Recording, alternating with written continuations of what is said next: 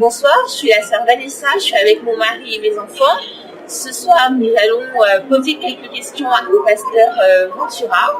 Nous avons 7 questions à lui poser. Donc, toutes ces questions, cela nous permettra justement à savoir comment se comporter dans notre vie spirituelle.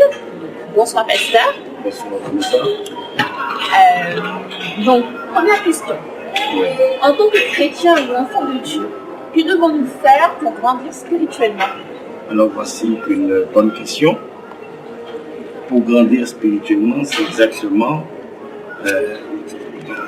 si on prend dans le domaine naturel, vous avez un bébé, un nourrisson, vous le nourrissez de lait. Mais lorsque l'enfant va devenir plus grand, plus fort, vous allez passer à la nourriture solide. Pour le chrétien, c'est exactement pareil, mais sauf que c'est dans le domaine spirituel. Il se trouve que, déjà, il faut comprendre qu'est-ce que c'est qu'un chrétien. Un chrétien, c'est quelqu'un qui a entendu l'évangile, qui a pris position pour l'évangile, qui a accepté Jésus comme son sauveur personnel, comme son Seigneur. À partir de ce moment, cette personne est née de nouveau et scellée du Saint-Esprit. Cette personne est un enfant de Dieu. Elle est passée des ténèbres à la lumière, de la famille du diable à la famille de Dieu, de la puissance du monde à la puissance de Dieu. Maintenant, pour que la personne puisse grandir, bien sûr, il faut que la personne continue de se nourrir de la parole de Dieu. Deuxièmement, il faut que ces personnes, de plus en plus, en dépit de toutes les difficultés, toutes les oppositions, tout ce qui peut se présenter dans la vie de la personne, dans sa situation familiale, dans sa vie professionnelle ou dans sa santé, il faut que ces personnes puissent se fortifier dans la foi. À ce moment-là, cette personne va passer à un niveau supérieur, qui veut dire la nourriture solide. Cette personne, malgré ses difficultés, malgré ses épreuves, va demeurer dans la foi, va continuer dans la foi et va continuer aussi de bénir Dieu, de lui rendre grâce. Il va continuer sa vie de prière. C'est ça qui permettra à cette personne, en dépit des épreuves, en dépit des difficultés, non seulement de faire l'expérience du secours de Dieu, de faire l'expérience de la présence de Dieu dans sa vie, de faire l'expérience des miracles, de faire l'expérience des prodiges, de faire l'expérience de la fidélité de Dieu dans sa vie. Je crois que c'est très important. Lorsque le chrétien, au sein de la difficulté, il s'écrie à Dieu, il sera témoin que son Dieu entend et que son Dieu délivre, que son Dieu bénit, son Dieu guérit. Alors je crois que c'est une bonne question. On va poursuivre. Donc la deuxième question, que signifie une onction? Alors voici quelque chose encore de plus important. L'onction, c'est ce que Dieu donne à tous ses enfants, tous les chrétiens. Quelquefois, on a tendance à penser qu'il n'y a que les chrétiens, que les pasteurs, les prédicateurs, les apôtres, les prophètes, les docteurs de la parole qui reçoivent l'onction. L'onction, c'est le résultat de la présence du Saint-Esprit dans nos vies.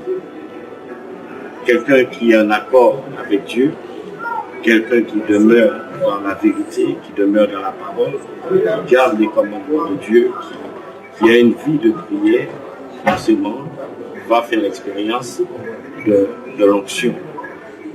L'onction, c'est pour tous les chrétiens, sans exception.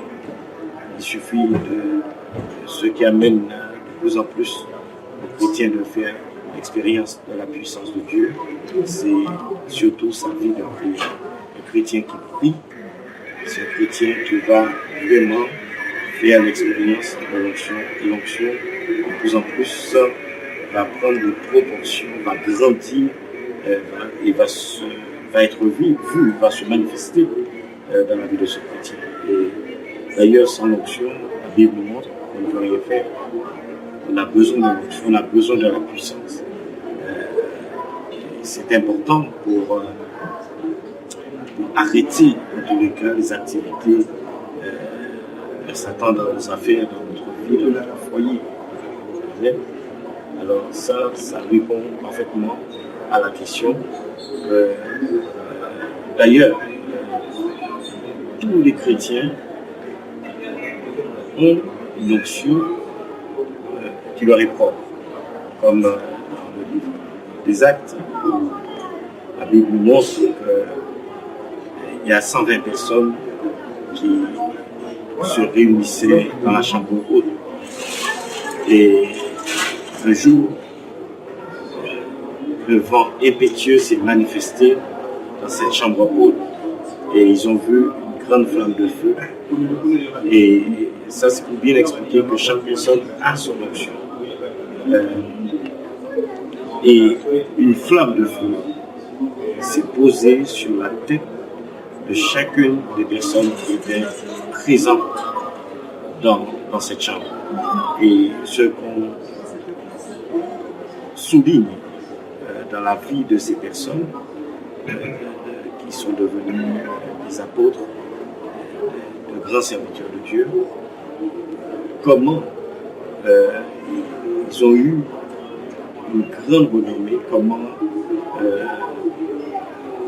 des miracles se sont accomplis pour eux, n'est-ce pas? Comment eux-mêmes ont fait l'objet de beaucoup de miracles, de beaucoup de prodiges. Et ça, c'est important. N'est-ce pas? Quel que soit le chrétien qui fait l'expérience de l'onction, obligatoirement, il va y avoir des miracles, non seulement dans sa vie, mais lui-même, entre parenthèses, sera un faiseur de miracles. Alors, une question que nous nous posons tous, comment parler de Jésus? Voilà. Alors, la meilleure façon de parler de Jésus, c'est de se référer à ses expériences personnelles. C'est en parlant de ses propres expériences qu'on peut toucher ou convaincre quelqu'un. Parce qu'on ne peut parler que de ce qu'on a expérimenté soi-même.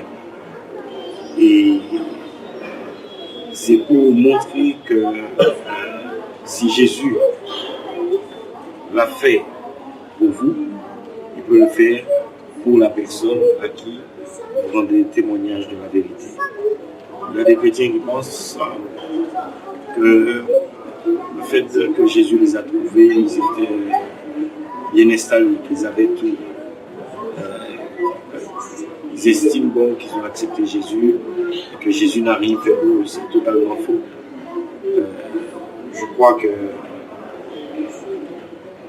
quel que soit le chrétien, Jésus a fait énormément pour lui. Et la chose la plus grande, la plus merveilleuse que Jésus a fait pour le chrétien, c'est de l'avoir sauvé. Il a reçu le salut de son âme.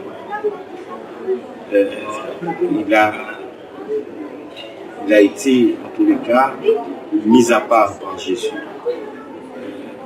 Il est clair qu'il n'est plus sous le coup du jugement.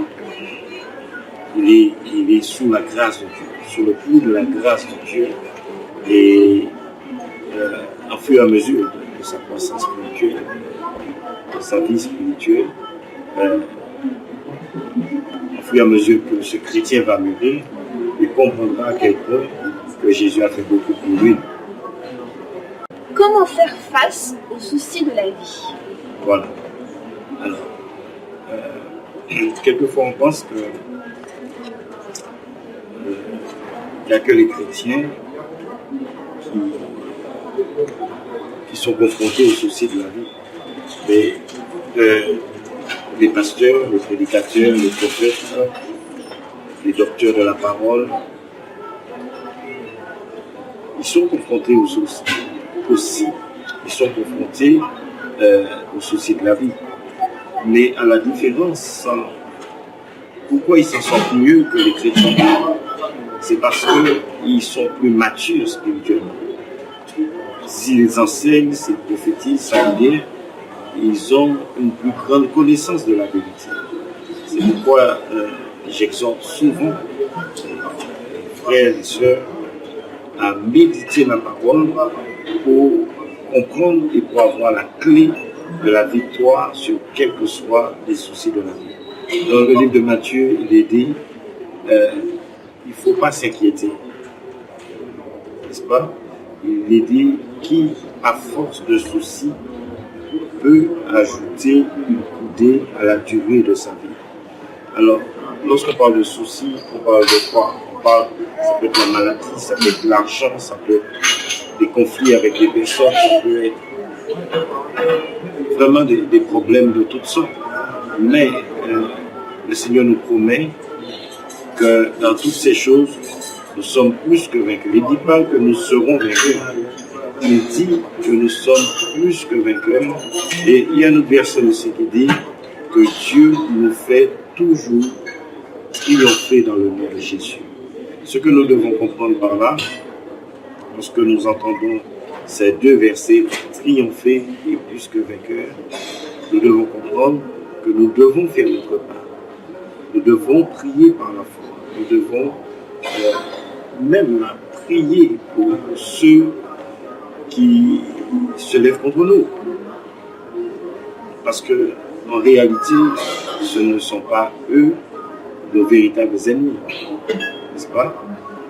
Nos véritables ennemis, comme la Bible le dit, ce sont des esprits de démons.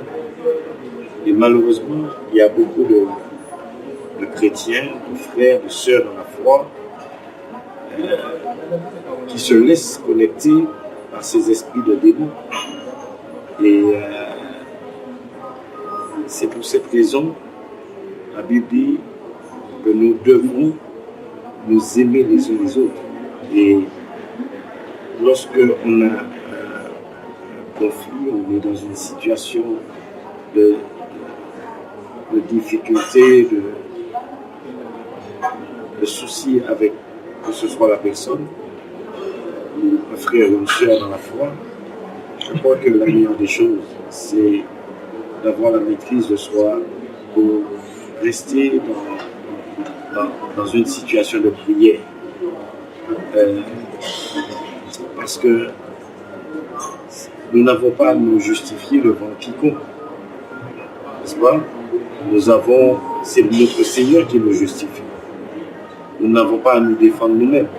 C'est le Seigneur qui nous défend. Nous devons agir véritablement par la foi. N'est-ce pas?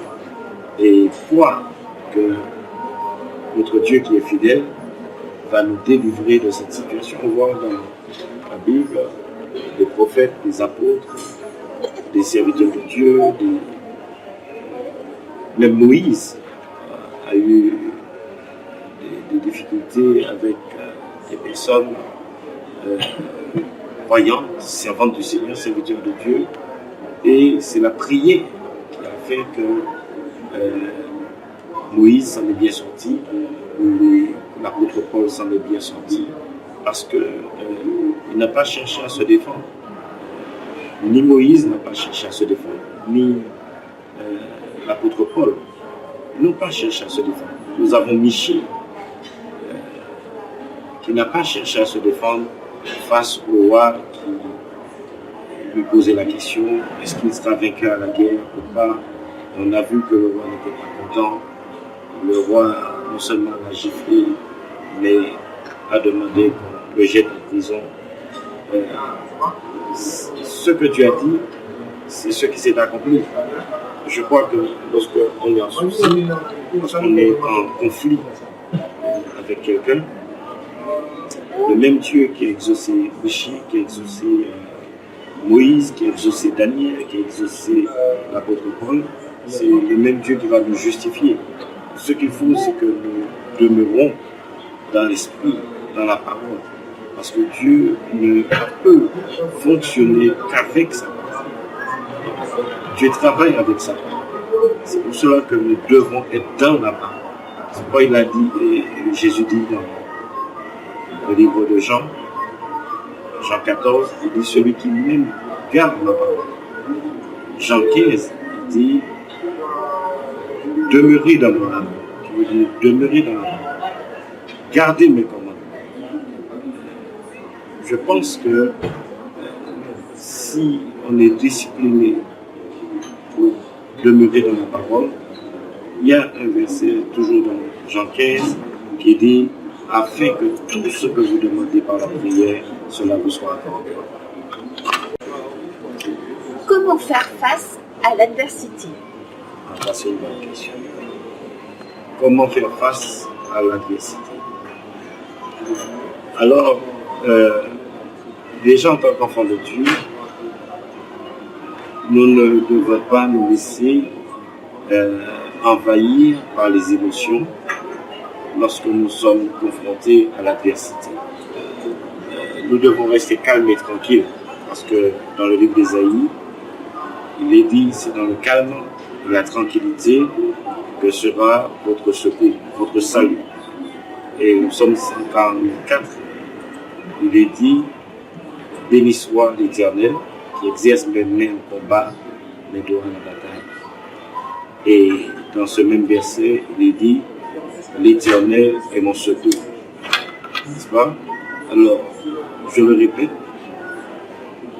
si nous sommes des chrétiens exercer le combat spirituel, des chrétiens qui prient,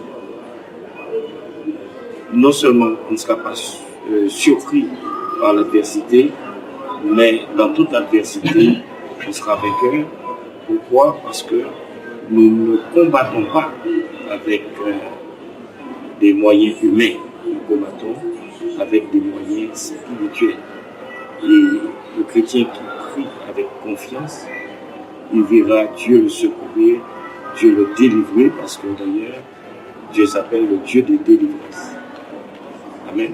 Alors, il faut rester dans toute situation, il faut rester confiant, il faut demeurer dans la foi, il faut demeurer dans l'esprit. Parce que la Bible nous dit les cheveux de notre tête sont tous comptés. Si les cheveux de notre tête sont tous comptés, même notre temps est compté. C'est pourquoi il est dit, enseigne-nous à bien compter nos jours. C'est pour cela qu'il ne faut pas perdre son temps à chercher à se justifier, à se défendre. Mais restons toujours dans l'esprit, dans une vie de prière. N'est-ce pas? Et c'est dans la prière que nous avons notre victoire. Nous n'avons pas à craindre quelle que soit l'adversité, quelle que soit. Lorsque Satan passe par quelqu'un pour s'opposer à nous, pour chercher des soucis, des difficultés, nous allons voir que l'adversaire va déployer des moyens impressionnants. Mais ce que nous devons comprendre, que peu importe les moyens que l'adversaire va développer, va manifester contre nous, nous savons que notre Dieu est bien plus grand que tout cela. Il est au-dessus de tout cela. Et il est le Dieu tout-puissant, le Dieu de l'impossible.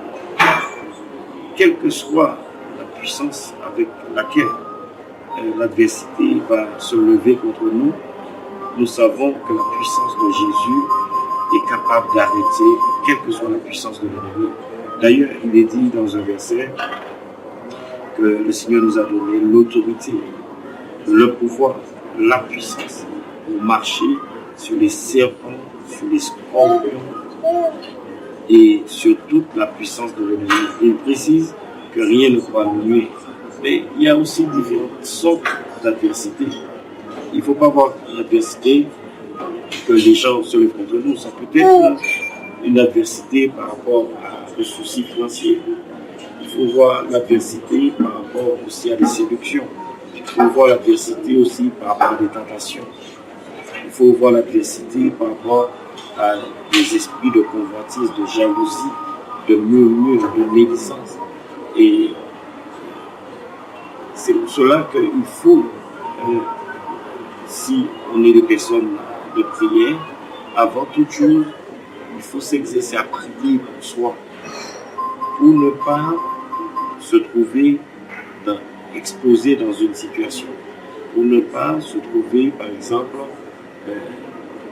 en porte-à-faux avec quelqu'un parce qu'on a participé à soit des murmures, soit à quelque chose d'immoral, soit à quelque chose d'inconvénient avec une personne. Alors je crois qu'il faut prier pour sa conduite, il faut prier pour son attitude, pour avoir une bonne attitude. Il faut prier pour être vigilant, être sage. Il faut prier pour avoir la maîtrise de soi, parce qu'on peut être tenté aussi de tomber dans des colères et d'avoir des propos malveillants. Alors, je pense que avant tout, il faut tout mettre en œuvre pour se tenir non seulement dans l'amour, mais pour se tenir aussi dans la vérité. Amen.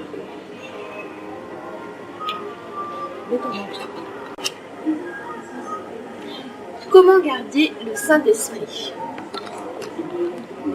Alors, premièrement, le Saint-Esprit, on ne le perd pas. On n'a pas besoin de faire quoi que ce soit pour le garder. Qu'on fasse bien ou mal, le Saint-Esprit reste toujours là, demeure toujours dans le cœur du croyant, comme la Bible le dit, comme la parole de Dieu le dit. Mais en revanche, même l'onction, on ne le perd pas. Simplement, lorsqu'on est hors communion avec Dieu, l'onction ne se manifeste pas. Ça ne veut pas dire qu'on n'a pas l'onction. Mais l'onction ne se manifeste pas. C'est pourquoi la Bible dit « n'éteignez pas l'esprit ». Parce qu'on peut être rempli du Saint-Esprit, mais ne pas avoir l'onction qui se manifeste. On a besoin de l'onction. Parce que sans l'onction, on ne peut rien faire. Alors, la question serait plutôt, que faire pour garder l'onction? Eh bien, pour garder l'onction, il faut rester dans la parole. Il faut avoir une vie de prière. D'ailleurs, on voit que Daniel avait une vie de prière. On voit que l'apôtre Paul avait une vie de prière. Moïse avait une vie de prière. Et la chose la plus importante, c'est que le chrétien puisse exceller dans la prière, puisse avoir une vie de prière. Le chrétien qui ne prie pas, bien qu'il demeure sous la grâce de Dieu, mais aura du mal je ne dis pas qu'il ne va pas s'en sortir, mais aura du mal à s'en sortir de certaines situations. Il va s'en sortir, mais avec peine. Mais lorsque la personne a l'onction, et parce que Jésus nous a plongé le chrétien dans une rivière de feu. Jean-Baptiste disait de Jésus, lui, il baptise d'esprit et de feu. N'est-ce pas? Alors, nous avons le Saint-Esprit, nous avons le feu du Saint-Esprit qui est l'onction. Mais si nous ne prions pas, nous négligeons la prière, et si par rapport à cette négligence à la prière, que nous sommes dans des choses mondaines, dans des choses charnelles, dans des murmures, dans des colères, dans des animosités, dans des égos, eh bien, l'onction ne va pas se manifester.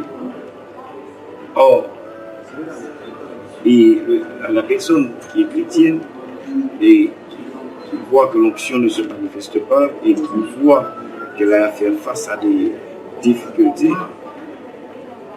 elle aura du mal à se repositionner, à moins que Dieu envoie quelqu'un l'aider ou qu'elle puisse reprendre sa position. Alors, la chose la plus importante, il faut le comprendre dans ce verset qui dit « Garde ton cœur plus que toute autre chose, parce que c'est de là que viennent les sources de la vie. » Alors, il faut garder son cœur dans la foi, dans l'esprit, dans l'amour et dans la vérité. Et notre dernière question, comment éloigner l'ennemi? Oui. Alors là encore, il s'agit de quel ennemi? Bon, pour ma part, je vais dire, l'ennemi, c'est le diable. Ou les démons. Amen. Alors, c'est toujours la même chose. Il y a trois situations qui, à mes yeux, sont très importantes pour tenir à distance le diable. Premièrement, la méditation de la parole de Dieu. Deuxièmement, la mise en pratique de la parole de Dieu. Troisièmement, la prière. Quelqu'un qui médite, qui pratique la parole et qui prie, verra la puissance de Dieu qui va tenir à distance l'ennemi de sa vie. N'est-ce pas? Quelqu'un qui marche par l'esprit, il n'a rien à redouter du diable. Pourquoi? Parce que cette personne est approuvée de Dieu. La grâce de Dieu demeure sur cette personne. La puissance de Dieu se manifeste dans la vie de cette personne. Et de ce fait, le diable va se tenir à distance. Amen. Et quand bien même une situation de difficulté se manifesterait dans la vie de cette personne sera vainqueur. Cette personne sera triomphante. Alors, ce que je veux dire aux personnes qui vont écouter cela, la Bible dit, celui qui persévérera sera sauvé. Toutes les situations qui se manifestent dans la vie d'un chrétien, c'est pour le décourager, c'est pour le déconnecter de la foi, c'est pour l'affaiblir spirituellement. Mais ce que nous devons savoir, c'est que notre Dieu est fidèle, il est miséricordieux, il est compatissant et il ne peut pas nous délaisser, il ne peut pas nous abandonner. La Bible dit, rien ne peut nous séparer de son amour. Alors, aucun chrétien ne peut prétendre que Dieu l'a abandonné, parce que Dieu n'abandonne personne. Alors, les gens qui vont écouter cela, soit les chrétiens, soit les non-chrétiens, que Dieu les bénisse, que Dieu leur fasse du bien, que Dieu leur donne de grandes victoires dans leur vie. Nous remercions le Pasteur Ventura de nous avoir éclairé sur toutes ces questions. J'espère que ça vous fera progresser spirituellement. En tout cas, ça m'a rapporté beaucoup de réponses. Donc, si vous souhaitez assister à nos réunions avec notre Pasteur Ventura, vous pouvez vous connecter sur le site. Et Dieu nous a fait grâce d'une plus grande salle. Vous pourrez assister à ces réunions au 36 rue Merlin, dans le 11e, à partir du 1er janvier 2017. Merci à tous.